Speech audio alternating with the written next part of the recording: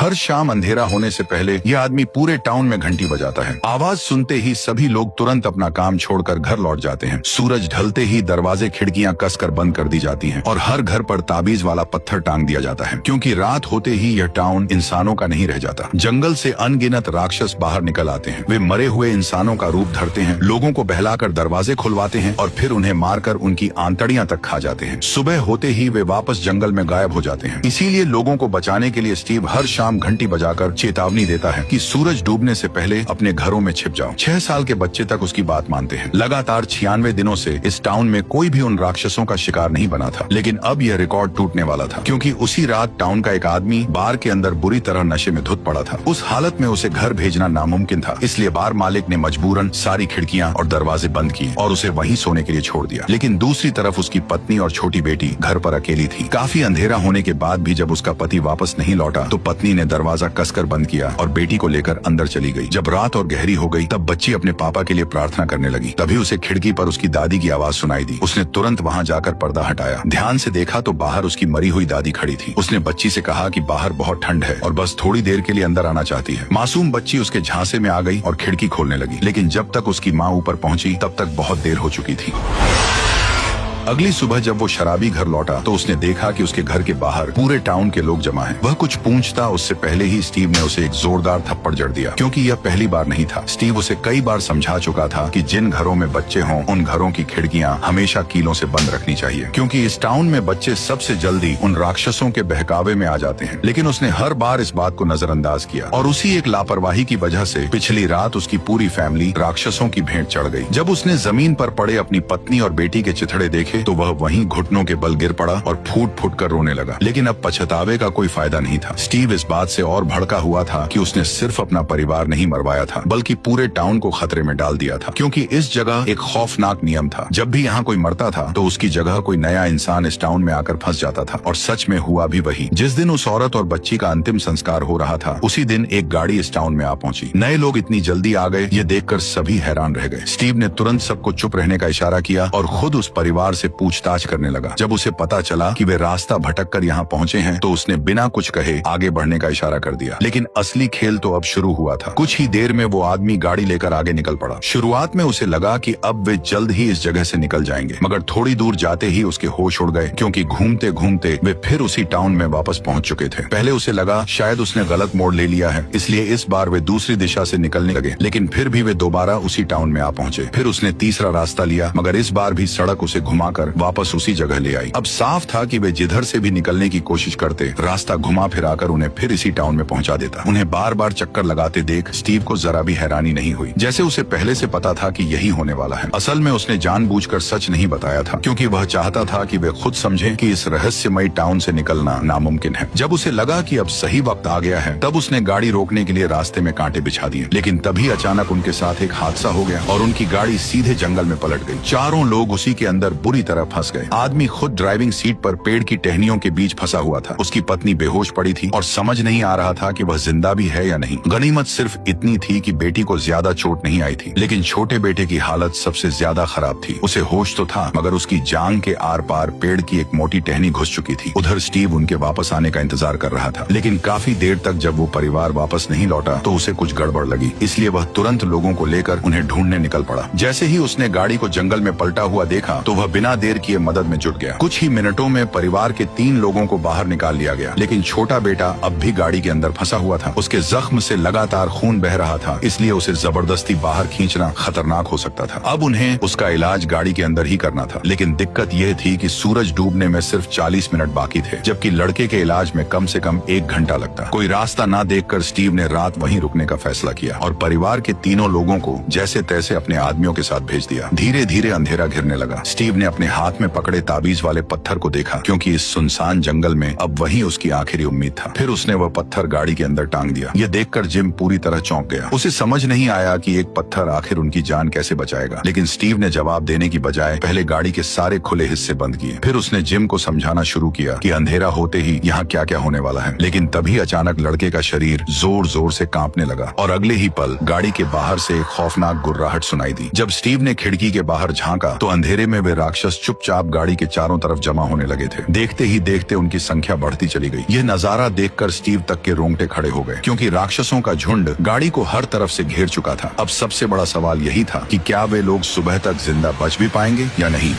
Steve को अब भी उस ताबीज वाले पत्थर पर भरोसा था, क्योंकि फिलहाल वही एक चीज थी जो उन राक्षसों को गाड़ी के अंदर आने से रोक रही थी। तभी अचानक बाहर से किसी के चिल्लाने की आवाज गूंज उठी। ऐसा लग रहा था जैसे कोई मदद के लिए पुकार रहा हो, लेकिन स्टीव तुरंत समझ गया कि यह राक्षसों का नया जाल है। वे इंसानों को बहकाकर खुद ही दरवाजा खुलवाना चाहते हैं। स्टीव तो उनकी चाल में नहीं आया, मगर जिम इस टाउन में नया था। उसे लगा कि शायद कोई रेस्क्यू टीम उन्हें बचाने आ गई है। बस यही सोचकर वह तुरंत दरवाजा खोलने के लिए बढ़ा, लेकिन स्टीव ने फौरन उसे गले से पकड़कर रोक लिया। उसने जिम की आंखों में देखते हुए कहा कि बाहर खड़े लोग इंसान नहीं हैं, वे खूंखार राक्षस हैं जो इंसानों के शरीर को चीरकर उनके अंदरूनी अंग तक खा जाते हैं। और अगर जिम सच में अपने बेटे को जिंदा देखना चाहता है तो उसे किसी भी हालत में सुबह होने तक गाड़ी के अंदर ही रहना होगा, क्योंकि सूरज निकलते ही वे सभी राक्षस खुद ब खुद गायब हो जाएंगे। यह सुनने के बाद जिम आखिरकार शांत हो गया, लेकिन उसे क्या पता था कि दूसरी तरफ रेस्क्यू टीम के साथ लौट रही उसकी फैमिली भी बड़ी मुसीबत में फंस चुकी थी। दरअसल रास्ते में उनकी गाड़ी अचानक पंचर हो गई और मजबूरी में सबको पैदल ही सेफ हाउस तक लौटना पड़ा। लेकिन अब रात हो चुकी थी और इस अंधेरे में बाहर हर तरफ वही खूंखार राक्षस घूम रहे थे। जैसे ही सेफ हाउस में मौजूद लोगों ने उन्हें बाहर भटकते देखा, उन्होंने बिना एक सेकंड गवाए अलार्म बजा दिया। एक ही पल में पूरा घर सतर्क हो गया। बाहर खड़े लोग चाहे जितना दरवाजा पीटते रहे, लेकिन अंदर किसी ने दरवाजा नहीं खोला, क्योंकि रात में कौन इंसान है और कौन राक्षस ये कोई नहीं जानता था। लेकिन उन्हें क्या पता था कि असली राक्षस तो चुपचाप सामने आ चुके थे। अचानक उनमें से एक राक्षस जूली से बात करने लगा। वह बार बार उसका नाम पुकार रहा था, मानो वह उसे पहले से जानता हो। ये देखकर जूली की आंखें तुरंत सुन्न पड़ गईं। इससे साफ था कि वह राक्षस की चाल में फंस चुकी है। गनीमत रही कि डिप्टी शेरिफ ने वक्त रहते लड़के पर गोली चला दी, लेकिन गोली लगने के बाद भी उसे कुछ नहीं हुआ। जब सबकी जान पर बन आई, तभी लीडर ने गंजे आदमी को तुरंत दरवाजा खोलने को कहा और इस तरह उन सबकी जान बच गई। लेकिन अंदर घुसते ही जूली और उसकी माँ को बांध दिया गया, क्योंकि यहाँ हर नए आने वाले के साथ यही किया जाता था, ताकि कोई राक्षस उनका चेहरा धरकर अंदर घुस न पाए। कुछ ही देर में माँ और बेटी को अलग अलग कमरों में बंद कर दिया गया। तभी लीडर ने जूली की माँ को समझाया कि डरने की जरूरत नहीं है। यहाँ मौजूद हर इंसान किसी न किसी हादसे की वजह से इस टाउन में फंसा है, और तुम लोग तो फिर भी खुशनसीब हो, क्योंकि कई लोग ऐसे भी थे जो आधी रात में इस टाउन में आ फंसे थे और कुछ समझने से पहले ही वे उन राक्षसों का खाना बन गए। लेकिन इस वक्त औरत को अपनी फिक्र नहीं थी, बल्कि उसे गाड़ी में फंसे उसके पति और बेटे की चिंता थी। उधर गाड़ी के बाहर अभी भी राक्षसों की चीख पुकारें रुक नहीं रही थी। कुछ तो धीरे धीरे गाड़ी की छत पर भी चढ़ चुके थे। ऐसे में स्टीव ने सबको शांत रहने को कहा। उसने भरोसा दिलाया कि जब तक ताबीज वाला पत्थर अपनी जगह पर टंगा है, तब तक कोई भी राक्षस गाड़ी के अंदर कदम नहीं रख सकता। और सच में कुछ ही देर बाद बाहर का सारा शोर थम गया और चारों तरफ खामोशी फैल गई। ऐसा लगा मानो खतरा फिलहाल टल चुका है, लेकिन असली मुसीबत तो अभी बाकी थी। अचानक आधी रात को जिम उठा और उसने अनजाने में ताबीज वाला पत्थर नीचे उतार लिया। डॉक्टर ने यह देखते ही उसे तुरंत रोकना चाहा, लेकिन तब तक बहुत देर हो चुकी थी।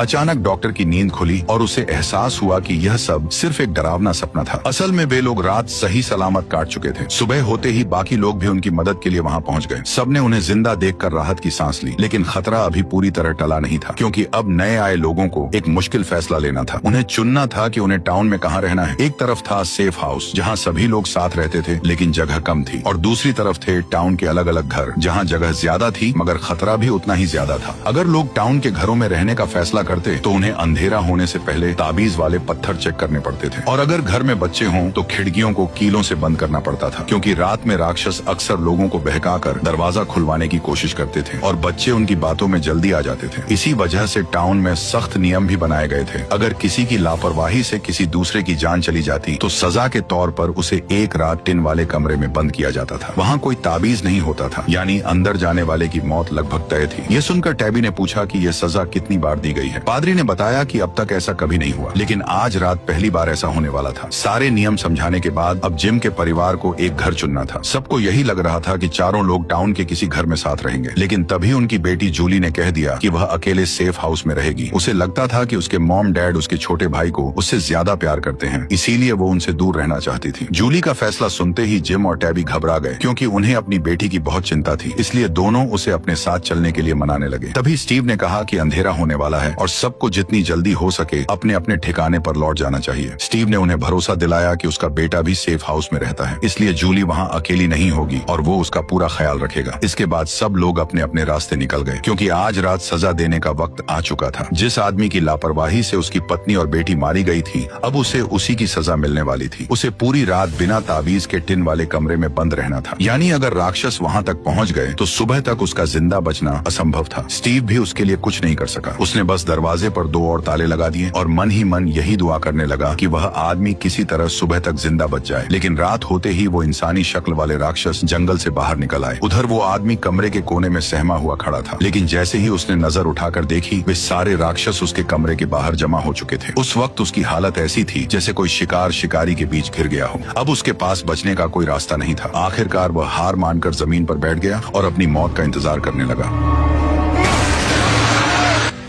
अगली सुबह जब स्टीव उस टिन वाले कमरे तक पहुंचा तो अंदर का नजारा देखकर उसके होश उड़ गए। उन खूंखार राक्षसों ने उस आदमी के शरीर को बुरी तरह चीर फाड़ डाला था। लेकिन ये भयानक नजारा देखने के बाद भी स्टीव जरा भी नहीं घबराया, क्योंकि वह ऐसे खौफनाक मंजर पहले भी देख चुका था। मगर इस घटना के बाद भी मौत का ये सिलसिला रुका नहीं। इस बार मामला सीधे रेस्टोरेंट तक जा पहुंचा। जिम का परिवार अभी अभी इस टाउन में आया था, इसलिए स्टीव उन्हें रात के नियम समझा ही रहा था कि तभी अचानक सारा की बांह अजीब तरह से फूलने लगी और अगले ही पल उसके हाथ पर डरावने अक्षरों में किल द बॉय उभर आया। साफ था कि इसका कनेक्शन किसी न किसी तरह जिम के बेटे से जुड़ा हुआ था। लेकिन इससे पहले कि वो कुछ समझ पाती, उसका पूरा शरीर जोर जोर से कांपने लगा और अगले ही पल वह जमीन पर तड़पने लगी। लेकिन डरावनी घटनाएं यहीं पर खत्म नहीं हुई, क्योंकि उसी वक्त सेफ हाउस की तरफ कुछ ऐसा हो रहा था जो इससे भी ज्यादा भयानक था। एक आदमी लगातार जमीन में गहरा गड्ढा खोद रहा था, मानो वह पहले से ही किसी की कब्र तैयार कर रहा हो। जब लीडर ने उससे पूछा कि वो आखिर ऐसा क्यों कर रहा है, तो उसने जवाब दिया कि जल्द ही यहाँ और भी मौतें होने वाली हैं। विक्टर की यह बात सुनते ही लीडर के होश उड़ गए। थोड़ी देर बाद विक्टर सीधे ईथन के पास पहुंच गया। दोनों पहले कभी नहीं मिले थे, फिर भी उनके बीच एक अजीब सा कनेक्शन था, क्योंकि वे दोनों उस रहस्यमयी सफेद कपड़ों वाले लड़के को देख सकते थे जो बाकी किसी इंसान को दिखाई नहीं देता था। विक्टर को वह बचपन से दिखता आया था और कई बार उसकी जान भी बचा चुका था, लेकिन फिर वह अचानक गायब हो गया। अब वही लड़का ईथन को दिख रहा था और इसका मतलब साफ था कि कोई बड़ी मुसीबत आने वाली है। यही सोचकर विक्टर ने तय किया कि उसे इस राज की तह तक जाना होगा। और जैसा उसने सोचा था, जंगल में पहुंचते ही उसे वह लड़का फिर से दिखाई दे गया, लेकिन अगले ही पल वो फिर गायब हो गया। विक्टर को लगा कि शायद वह पास के किसी पेड़ के खोखल में छिपा है, क्योंकि उस इलाके में ऐसे कई पेड़ थे और कोई नहीं जानता था कि उसके अंदर का रास्ता कहाँ जाता है। तभी विक्टर ने जमीन से एक पत्थर उठाया, उस पर मुस्कुराता हुआ चेहरा बनाया और ईथन के सामने ही उसे उस पेड़ के खोखल में फेंक दिया। लेकिन अगले ही पल न जाने कैसे वो पत्थर वापस उनके पास आ गिरा। ये देखकर विक्टर खुद भी चौंक गया। उसने बताया कि उसने पहले भी ऐसे कई पेड़ देखे थे, लेकिन ऐसा रहस्यमयी पेड़ उसे पहले कभी नहीं दिखा। इतना कहते ही उसके सिर में तेज दर्द होने लगा और उसे अचानक किसी बड़े खतरे का एहसास हो गया। उधर दूसरी तरफ जिम और उसकी पत्नी को पता चला कि उनका बेटा गायब है। दोनों घबराकर उसे ढूंढने जंगल की तरफ भागे, लेकिन वहां पहुंचते ही उन्हें जंगली कुत्तों के एक झुंड ने घेर लिया। हमला बस होने ही वाला था कि तभी अचानक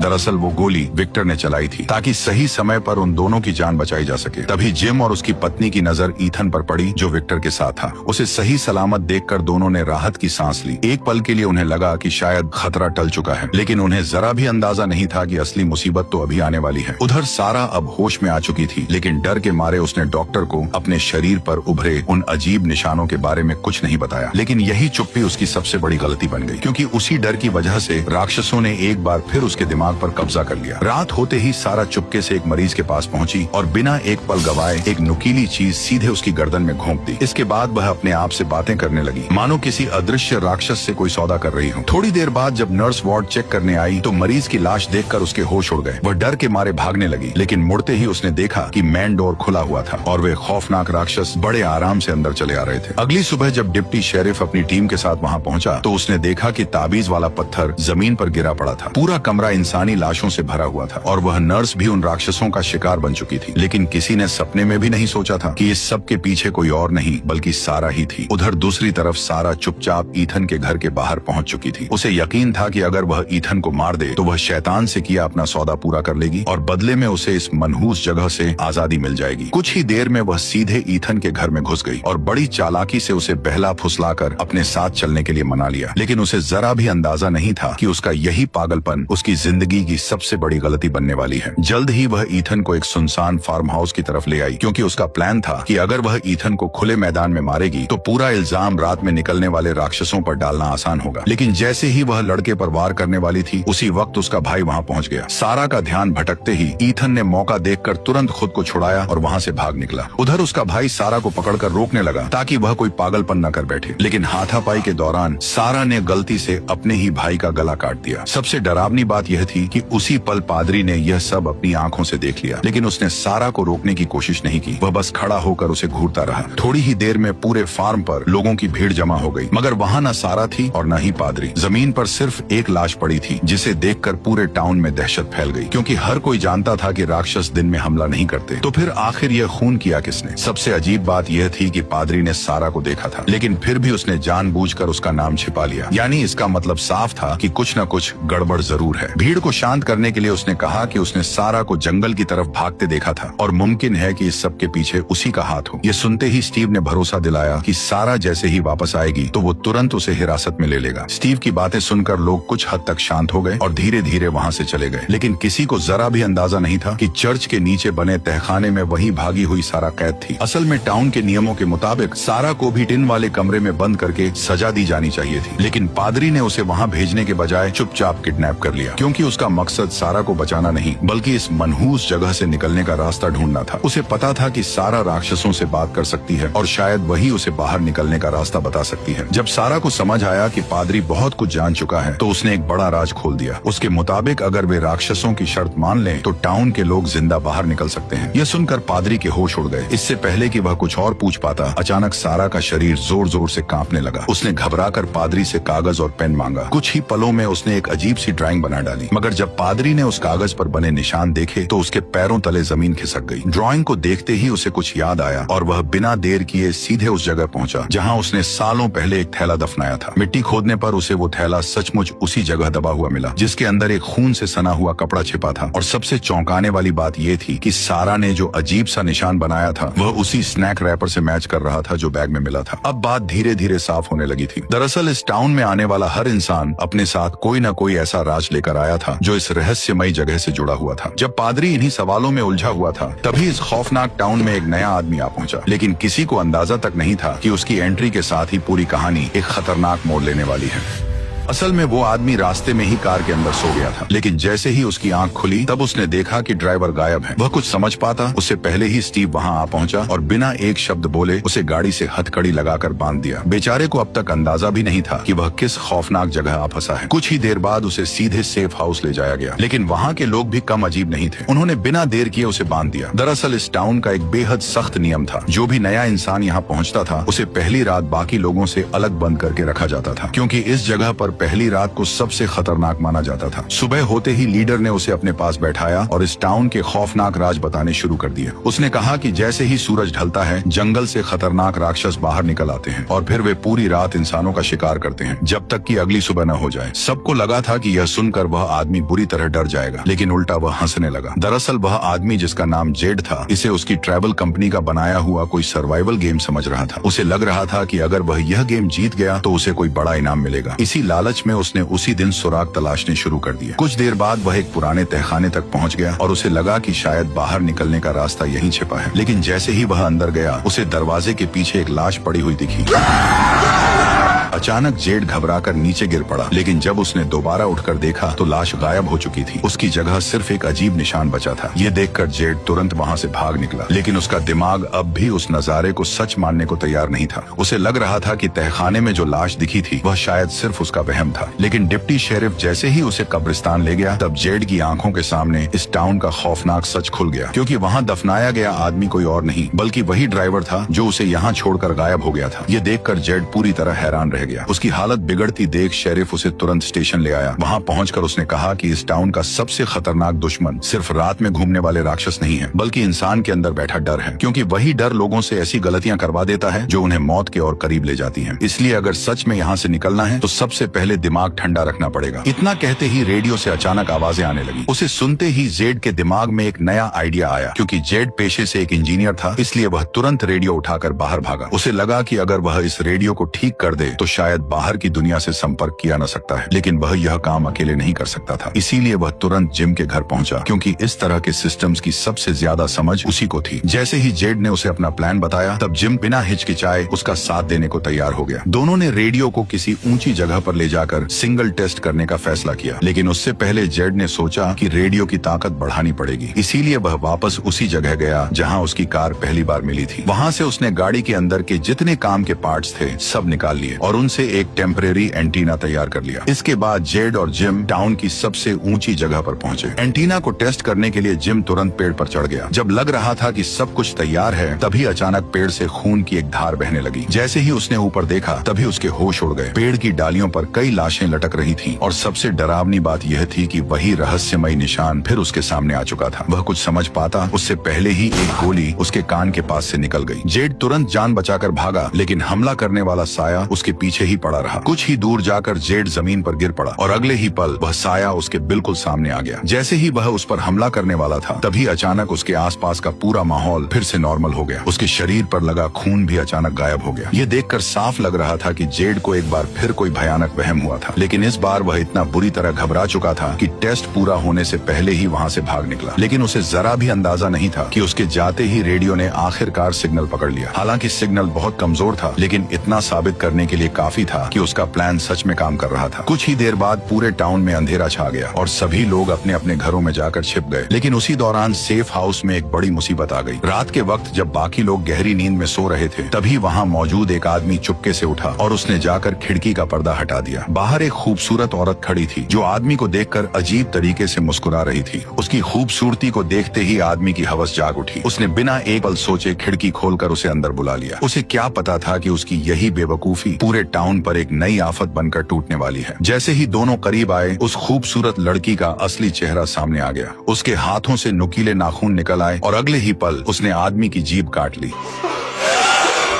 आदमी को मारने के बाद भी वह वहीं नहीं रुकी। वह फिर से इंसानी शक्ल में लौट आई, लेकिन अगला शिकार ढूंढने के बजाय उसने एक एक करके घर के सारे दरवाजे और खिड़कियां खोल दिए, ताकि बाकी राक्षस भी आराम से अंदर आ सकें। उधर घर के अंदर सोए लोग अभी भी आने वाले खतरे से पूरी तरह बेखबर थे। तभी कमरे के भीतर से एक अजीब सी आवाज आई। आवाज सुनकर मैरी घबराई हुई अंदर देखने गई, लेकिन जैसे ही वह कमरे के पास पहुंची, तभी अचानक दरवाजा पीछे से बंद हो गया। अब साफ था कि वह राक्षसों के जाल में फंस चुकी थी। उधर नीचे लोग अब भी बातों में लगे हुए थे कि तभी खून की एक बूंद सीधे गंजे आदमी पर जा गिरी। वह गाली देने ही वाला था कि तभी उसकी नजर ऊपर खड़े उस भयानक राक्षस पर पड़ी। जैसे ही पता चला कि राक्षस सेफ हाउस में घुस आए हैं, तब पूरे घर में दहशत फैल गई। लोग जान बचाने के लिए इधर उधर भागने लगे, जबकि राक्षस बिना किसी जल्दबाजी के आराम से उनका शिकार कर रहे थे। अब साफ था कि सेफ हाउस भी सुरक्षित नहीं रहा। इसीलिए लीडर ने तुरंत फैसला लिया कि जितने लोग बच सकते हैं उन्हें स्टीव तक पहुंचाया जाए। उधर एलिस अब भी अपने कमरे में सो रहा था। तभी बाहर से अजीब आवाजें आने लगी। जब वह बाहर निकला तो सामने का मंजर देखकर उसके होश उड़ गए। पूरा सेफ हाउस तहस नहस हो चुका था और फर्श पर हर तरफ लाशें बिखरी पड़ी थी। एलिस कुछ समझ पाता उससे पहले ही एक खून से लथपथ राक्षस उसकी तरफ बढ़ने लगा। गनीमत रही कि एलिस ने एक सेकंड भी बर्बाद नहीं किया। उसने तुरंत खिड़की का शीशा तोड़ा और सीधे सेफ हाउस से नीचे छलांग लगा दी, लेकिन जमीन पर गिरते ही उसका एक हाथ टूट गया। हालांकि बेहद तेज दर्द के बावजूद भी वह रुक नहीं सकता था, क्योंकि पीछे कई राक्षस उसकी तरफ बढ़ रहे थे। अपनी दोस्त की मदद से एलिस किसी तरह भागकर एक छोटे से कमरे में छिप गया। अब उनके पास बचने की आखिरी उम्मीद सिर्फ ताबीज वाला पत्थर था, जो शायद उन्हें सुबह तक जिंदा रख सकता था। ठीक उसी वक्त टाउन में मौजूद स्टीव के सामने भी एक बड़ा राज खुल चुका था। दरअसल पादरी ने कबूल कर लिया कि सारा उसी की कैद में है और उसने खुद उसे छिपाकर बंद कर रखा है, क्योंकि सारा ही इकलौती इंसान है जो किसी तरह उन राक्षसों से बात कर सकती है। और हो सकता था कि वही इस मनहूस टाउन से निकलने का रास्ता भी जानती हो। पादरी की बातें सुनकर स्टीव एक पल के लिए पूरी तरह चौंक गया। वो उससे कुछ पूछने ही वाला था कि तभी अचानक बाहर से हॉर्न की आवाज सुनाई दी। जब दोनों दौड़कर बाहर निकले तो उन्होंने देखा कि लीडर कुछ लोगों को लेकर टाउन पहुंच चुकी थी। उनके चेहरे देखकर ही साफ समझ आ गया कि सेफ हाउस में कुछ बहुत बुरा हो चुका है। उन्होंने बिना सवाल जवाब किए फौरन गाड़ी से लोगों को उतारा, लेकिन बाहर गहरा अंधेरा था। पादरी अभी अंदर लौट ही रहा था कि तभी एक राक्षस ने उस पर हमला कर दिया। स्टीव ने तुरंत गोली चलाई और किसी तरह पादरी को घसीटकर घर के अंदर ले आया, लेकिन तब तक बहुत देर हो चुकी थी। उसके शरीर से बहुत ज्यादा खून बह चुका था और कुछ ही पलों बाद पादरी ने वहीं दम तोड़ दिया। देखते ही देखते सिर्फ एक ही रात में इस टाउन ने न जाने कितनी जिंदगियां निगल ली। अब स्टीव समझ चुका था कि इंतजार करने का मतलब सिर्फ और मौतें हैं। अगर उसे सबको बचाना है तो अब किसी भी कीमत पर बाहर निकलने का रास्ता ढूंढना ही होगा। यही सोचकर स्टीव सीधे चर्च के तहखाने में पहुंचा, जहां सारा को कैद करके रखा गया था, क्योंकि अब वही उनकी आखिरी उम्मीद थी। स्टीव अच्छी तरह जानता था कि टाउन की लगभग हर जगह तलाश ली जा चुकी है। बस एक वही जंगल बचा था जिसे सब मौत का अड्डा मानते थे। उसे यकीन था कि असली राज उसी के अंदर छिपा है, इसीलिए वह बिना किसी को बताए सारा को साथ लेकर सीधे जंगल के अंदर निकल पड़ा। कुछ दूर चलते ही उन्हें पेड़ों पर ढेर सारी कांच की बोतलें लटकी हुई मिली। स्टीव उनमें से एक बोतल उतार कर देखने ही वाला था कि तभी उसके साथ आई लड़की अचानक तड़पने लगी। अगले ही पल उसकी हालत इतनी बिगड़ गई कि वह सीधे बेहोश होकर गिर पड़ी। अब स्टीव के पास आगे बढ़ने का कोई रास्ता नहीं बचा था, इसलिए उसे मजबूरन वहीं रात गुजारने का फैसला करना पड़ा। लेकिन दिक्कत ये थी कि वही जंगल राक्षसों का असली घर था। जैसे ही अंधेरा होता वे बाहर निकलते और इंसानों का शिकार शुरू कर देते। ऐसे में स्टीव के पास बस एक ही सहारा था, वह ताबीज वाला पत्थर जिसके भरोसे वह खुद को संभाले हुए था। तभी अचानक सारा को होश आया। उसने देखा कि स्टीव को एक बोतल मिल गई है जिसके अंदर कुछ अजीब से नंबर लिखे हुए हैं, लेकिन सारा का ध्यान उन नंबरों पर बिल्कुल नहीं था। वह बार बार स्टीव से बस एक ही बात कह रही थी कि उन्हें यहाँ से तुरंत निकल जाना चाहिए, क्योंकि उसके मुताबिक जंगल के अंदर सिर्फ राक्षस ही नहीं बल्कि उनसे भी ज्यादा खतरनाक कोई और चीज मौजूद है। इतना कहते ही बाहर एक जोरदार धमाका हुआ। अगले ही पल पूरी जमीन इतनी जोर से हिलने लगी कि दोनों ठीक से खड़े तक नहीं हो पा रहे थे। कुछ ही देर में सब कुछ फिर से शांत हो गया, लेकिन स्टीव ने जरा भी लापरवाही नहीं की। उसने फौरन ताबीज वाला पत्थर वापस अपनी जगह टांग दिया, ताकि अगर राक्षस आस पास हों तो वे अंदर न घुस सकें। लेकिन सबसे डरावनी बात यह थी कि बाहर अभी भी गहरी रात थी। फिर भी अचानक एकदम से चारों तरफ एक अजीब रोशनी फैल गई। ये किसी नॉर्मल टॉर्च या लैंप की रोशनी नहीं लग रही थी। ऐसा महसूस हो रहा था जैसे जंगल में उनके अलावा भी कोई और मौजूद है। सुबह होते ही स्टीव सुराग ढूंढने बाहर निकला, लेकिन बाहर का नजारा देखकर उसके होश उड़ गए। पूरे इलाके में चारों तरफ मकड़ी के जाले फैले हुए थे। हालत ऐसी थी कि रास्ता पहचानना भी मुश्किल हो गया। इसलिए वह पिछली रात की याद के सहारे उसी जगह की तरफ बढ़ा जहाँ से वह रहस्यमयी रोशनी आई थी। तभी अचानक उन्हें पास से किसी की चीख सुनाई दी। स्टीव बिना एक सेकंड गवाए उधर भागा, लेकिन वहाँ पहुँचते ही उसके होश उड़ गए, क्योंकि मदद के लिए पुकारने वाली कोई अजनबी नहीं बल्कि उसकी अपनी मरी हुई पत्नी थी।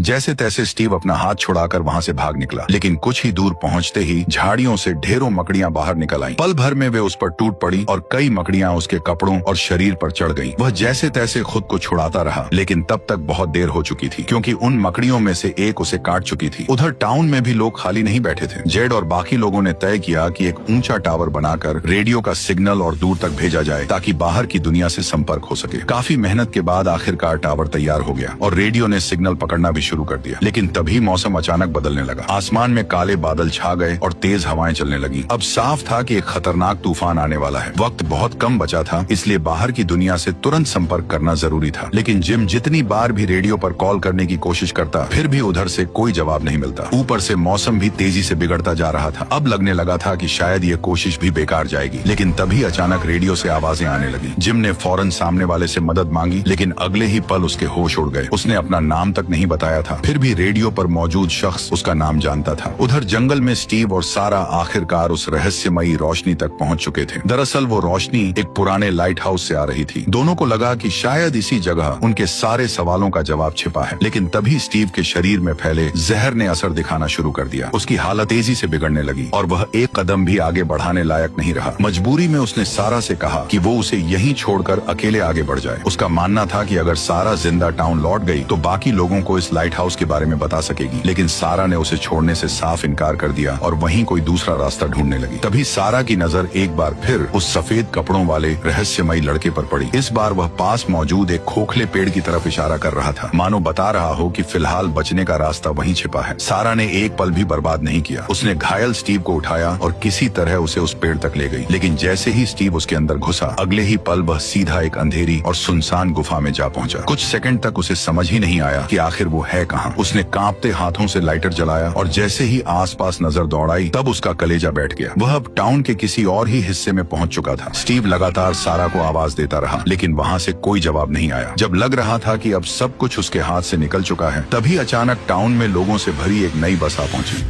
और इसी जबरदस्त सस्पेंस के साथ हमारी कहानी का पार्ट 1 यही खत्म हो गया। अब जो पार्ट 2 होगा वो और भी इंटरेस्टिंग होने वाला है, क्योंकि टाउन में मौजूद कुछ ऐसे खौफनाक राज सामने आएंगे जो वहाँ मौजूद लोगों की रूह कपा देंगे। अगर आपको आगे की कहानी जाननी है तो कमेंट करके जरूर बताना कि क्या मुझे इसका पार्ट 2 लाना चाहिए या नहीं। और बाकी आप समझदार हो। बाय।